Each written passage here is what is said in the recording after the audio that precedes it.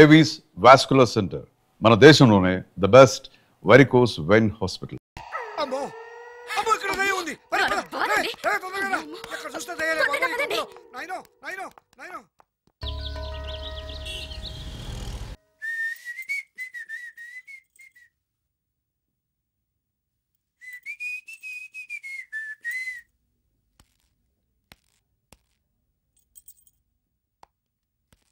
నిన్నే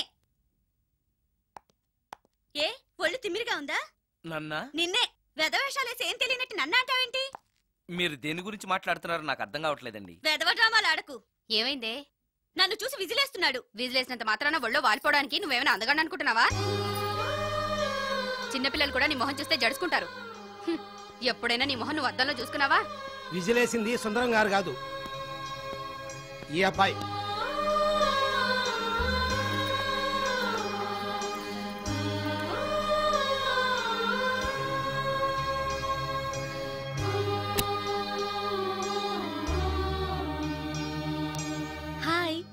రికార్డింగ్ బాగా జరిగిందా?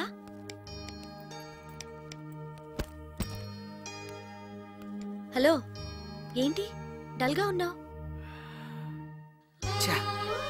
వాడెవడో విజిల్ వేస్తే నేనేసాననుకుని నన్ను తిట్టింది. ఆ మాత్రానికే బాధపడుతున్నావా? తిట్టినందుకు కాదు నా బాధ. ఆ తప్పు నేను చెయ్యలేదని, ఆ తప్పు నాది కాదు అని తెలిసినా కూడా కనీసం సారీ కూడా చెప్పలేదు.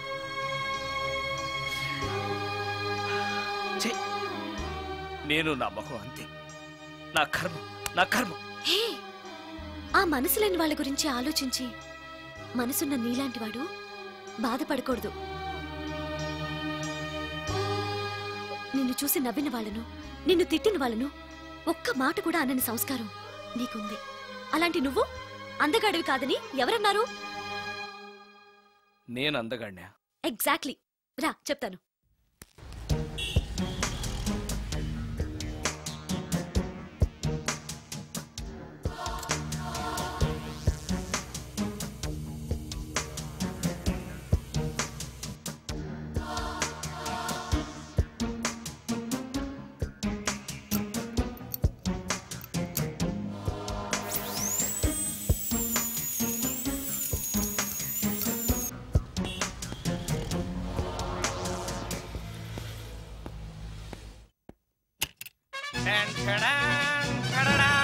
ఎలా ఉంది?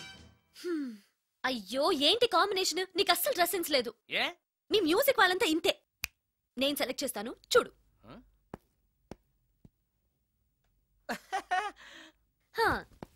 ఈ డ్రెస్ వేసుకో.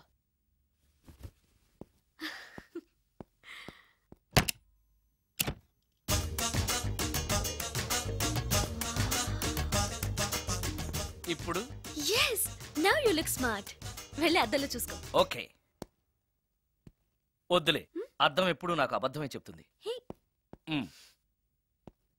నువ్వు చెప్పు, నేను ఎలా ఉన్నాను? మళ్ళీ మళ్ళీ చూడాలనిపించేంత అందంగా ఉన్నావు.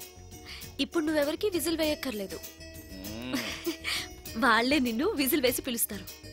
అందరూ నిన్నే చూస్తారు. నేను మాత్రం ఎవరిని చూడను. ఏం పాపం? తర్వాత చెప్తాను. ముందు నువ్వు వెళ్ళి స్నానం చేసి నాకెదురొస్తే నేను రికార్డింగ్ వెళ్తాను. అబ్బో, ఈ సెంటిమెంట్ ఎప్పటి నుంచో?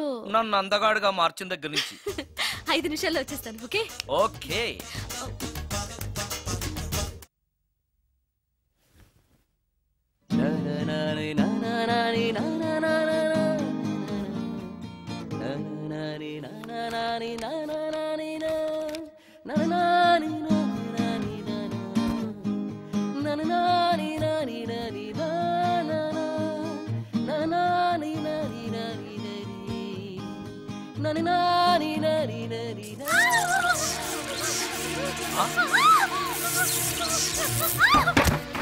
రమ్య, ఏమైంది రమ్య? రమ్య,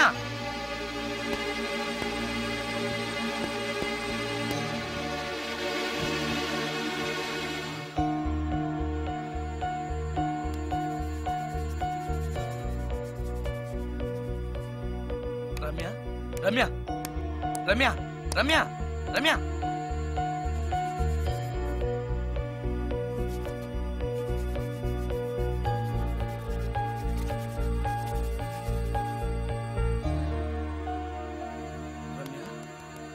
రమ్య, ఏమైంది రమ్య? షాక్ కొట్టింది. షాక్ కొట్టిందా? ఇప్పుడు ఎలా ఉంది? ఒళ్ళంతా పట్టేసినట్టుంది. సుందరం, ఎక్కడికి? డాక్టర్ని తీసుకొస్తాను. అవసరం లేదు. డాక్టర్ వస్తే ఈ ఇంట్లో నేనున్న విషయం అందరికీ తెలిసిపోతుంది. ఐఎమ్ ఓకే నా.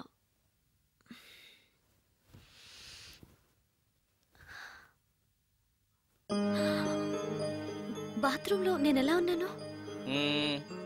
కింద పడిపోయాను. కింద పడ్డాను సరే, నేనెలా ఉన్నాను? స్పృహ తప్పిపోయి ఇలా ఉన్నావు. అది సరే, నేనెలా ఉన్నాను? కింద పడి ఇలా ఉన్నావు. ఇంకా నయం, పడినప్పుడు నీ తల ఆ గోడకో ట్యాప్కో తగిలినట్టయితే పగిలిపోయి నెత్తురొచ్చుండేది. షాక్ ఎందుకు కొట్టిందబ్బా? ఎన్నిసార్లు అడిగినా నా అవస్థ గురించి చెప్తున్నాడు తప్పితే నన్ను నగ్నంగా చూశానని చెప్పడం లేదు. మిగతా మగాళ్ళకి సుందరానికి ఎంత తేడా. నా క్షేమం గురించి ఆలోచించాడు తప్పితే నగ్నంగా ఉన్న నన్ను కామంతో చూడలేదు. షార్ట్ అయి చచ్చింది. ఏంటి ఆలోచిస్తున్నావు? నువ్వు చాలా అందంగా ఉన్నావు. అవునవును, నన్ను మొత్తం మార్చేసి బట్టలతో సహా అందగాని చేసావుగా. నేనన్నది బట్టల అందం గురించి కాదు, మనసు అందం గురించి.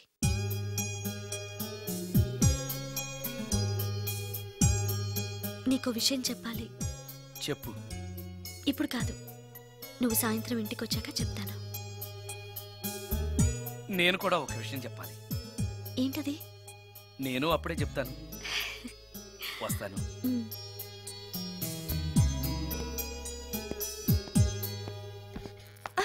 పడతారు. థ్యాంక్స్ అండి. Okay.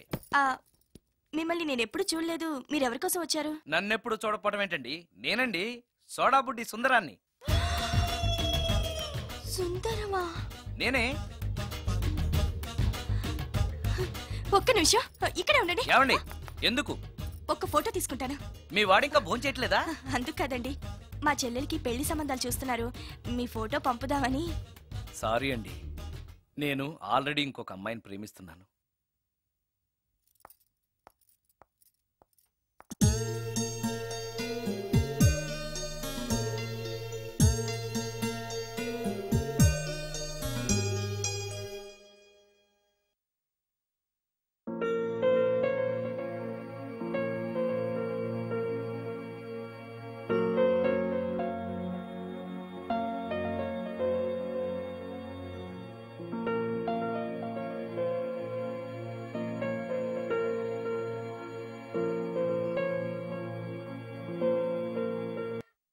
Come on, come on.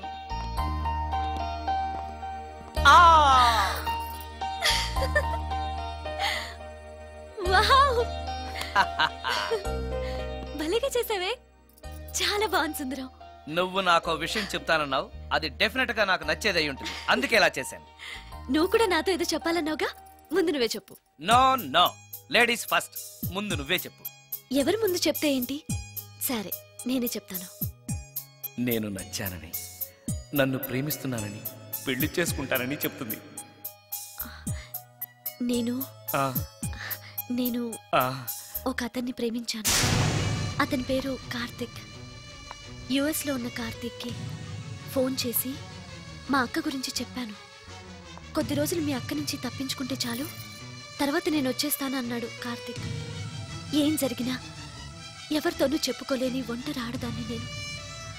ఓ మగాడు ఏమైనా చేస్తే నా పరిస్థితి ఏంటి అని మొదట్లో నీ గురించి చాలా భయపడ్డాను.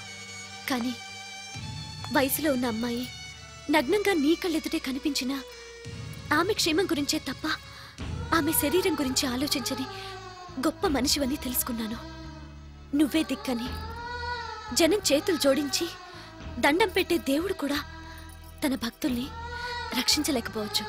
కానీ నీ ఇంట్లో ఉన్న దయ్యం కూడా నీ వల్ల బాధపడకూడదు అని భావించే నువ్వు దేవుడి కన్నా చాలా గొప్పవాడివి. నిన్ను పెళ్లి చేసుకునే అమ్మాయి ఎవరో చాలా అదృష్టవంతురాలు. అతను ఎలా ఉంటాడు? బాగుంటాడు. ఎప్పుడు వస్తున్నాడు? రేపే. అమ్మయ్యా, నేను చెప్పాలనుకున్నది చెప్పేశాను. అవును, నువ్వు చెప్పాలనుకున్నది చెప్పవా? నేనొక ట్యూన్ అనుకున్నాను, అది ఫెయిల్ అయింది. ఆ విషయమే నీతో చెప్పాలనుకున్నాను. ఓ, బాగా డిసప్పాయింట్ అయ్యావా? ఇంత చిన్న విషయానికి అంత ఫీల్ అవుతావెందుకు? నీకున్న టాలెంట్కి ఒక్కటి ఫెయిల్ అయితే 100 ట్యూన్స్ వస్తాయి. ట్యూన్స్ కావాలంటే 100 వస్తాయి, కానీ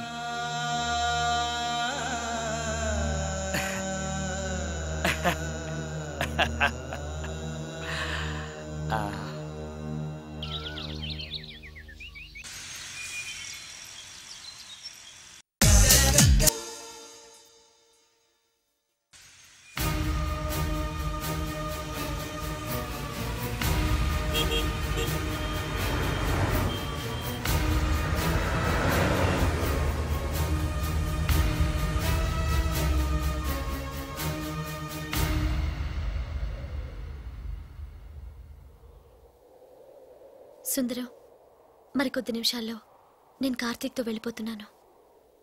చివరిసారిగా నాతో ఏదైనా చెప్పాలనుందా? అవును. చెప్పు. Wish you happy married life. God bless you.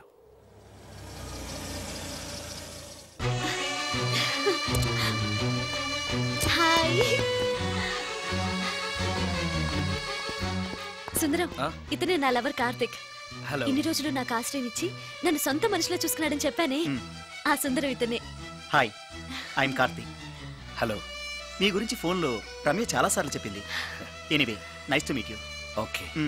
మా మ్యారేజ్కి ఫస్ట్ గెస్ట్, మెయిన్ గెస్ట్ మీరే. తప్పనిసరిగా రావాలి. Okay Ramya, shall we move?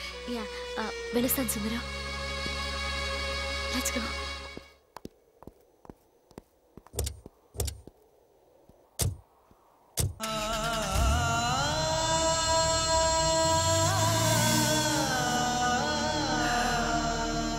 నాకంటే అందంగా ఉన్నాడు. అందం అందాన్నే కోరుకుంటుందని తెలియక ఆశపడ్డాను.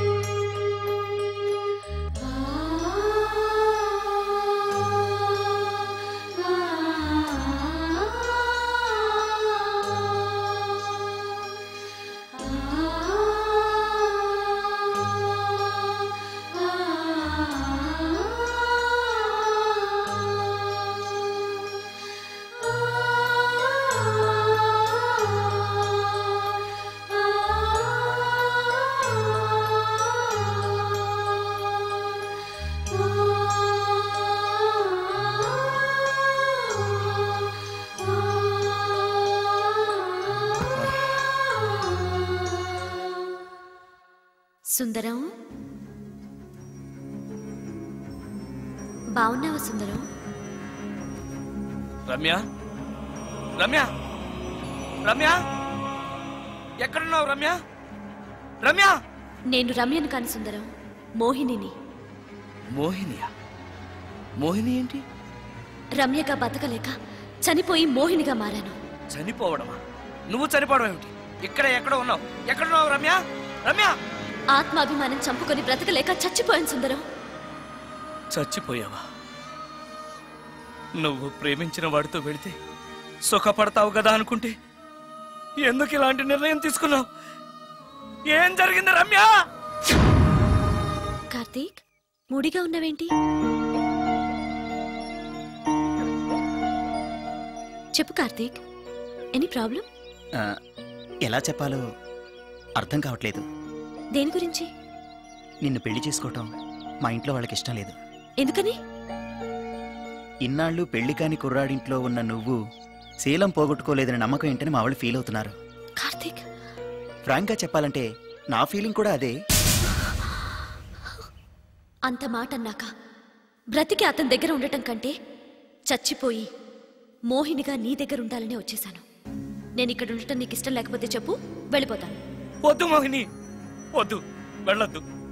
నువ్విక్కడే ఉండాలి. మోహినిగా నువ్వు మాట్లాడినా నాకు సంతోషమే. నేను మోహినిగా నీతోనే ఉంటే నువ్వెవరిని పెళ్లి చేసుకోవా? చేసుకోను. నువ్వు రమ్యమైనా మోహినిమైనా నీ మీద నాకున్న ప్రేమ చావదు. అయితే మనం పెళ్లి చేసుకుందావా? పెళ్ళ?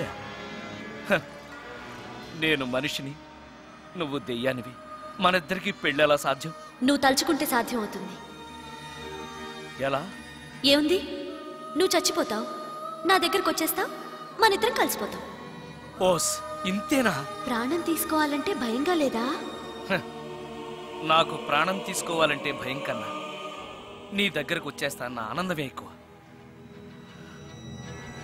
నీ కోసం ఏమైనా చేస్తాను.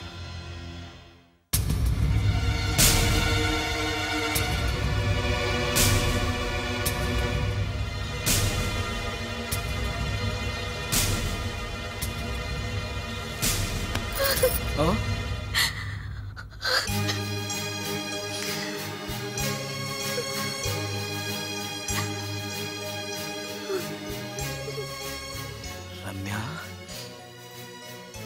నువ్వు రమ్య? అవును, రమ్యనే. అతనంత మాట అన్నాక అక్కడి నుంచే దూకి చచ్చిపోవాలనుకున్నాను. చనిపోయే ముందు మోహినిగా ఒక్కసారి నిన్ను చూడాలనిపించింది.